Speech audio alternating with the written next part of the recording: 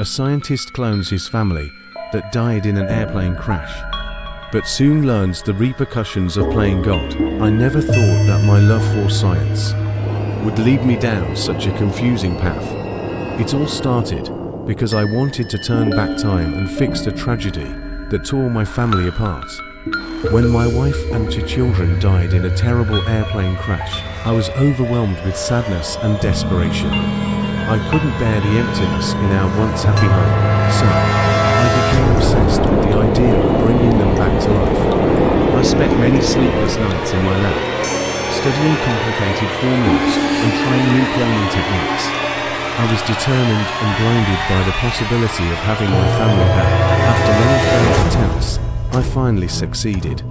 I was able to clone my family and bring them back to life. I recreated their faces, their voices, and their unique personalities. It felt like they had never left me, like the terrible nightmare was all in my imagination. I was so happy to have my cloned wife and children with me. It seemed like the hole in my heart was filled, and for a short time, I believed that I had conquered death.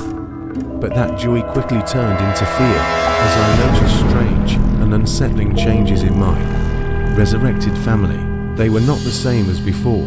Their smiles seemed fake, and their laughter was empty. I started to feel afraid and uncomfortable around them. It was like a dark cloud hung over us, ruining our once happy lives. I started having nightmares about my family, turning into horrible monsters.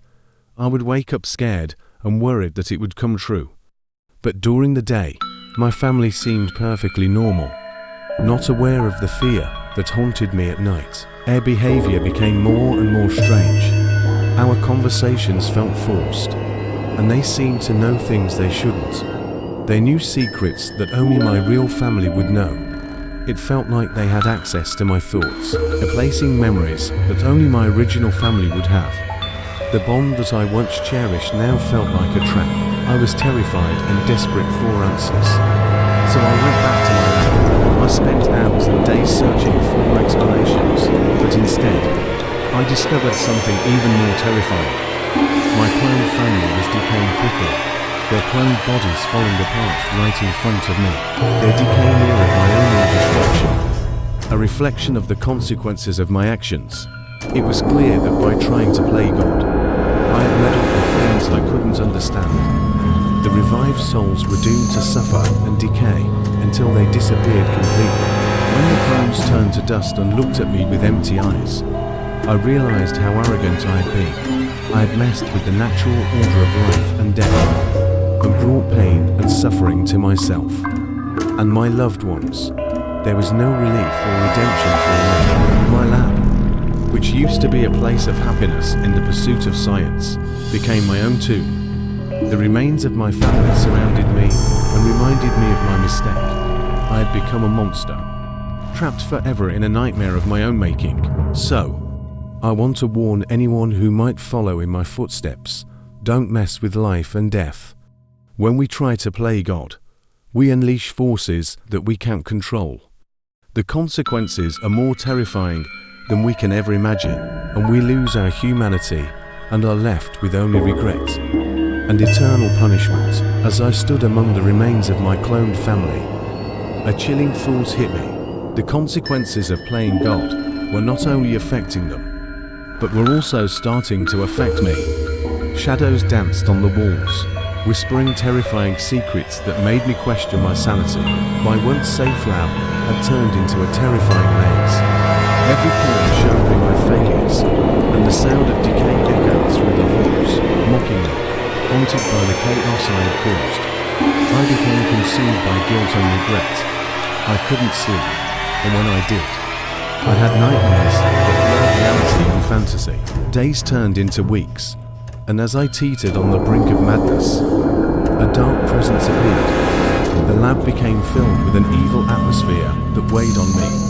I heard whispers that filled my mind with scary intentions. One day, I found an old diary hidden in the lab. It was hundreds of years old and told the story of another scientist who had also messed with life and death.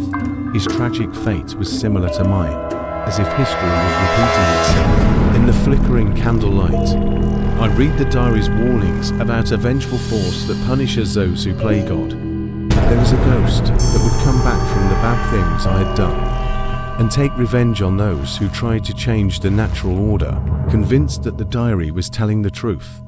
I searched for a way to escape my self-made nightmare. I desperately looked for answers in forbidden knowledge.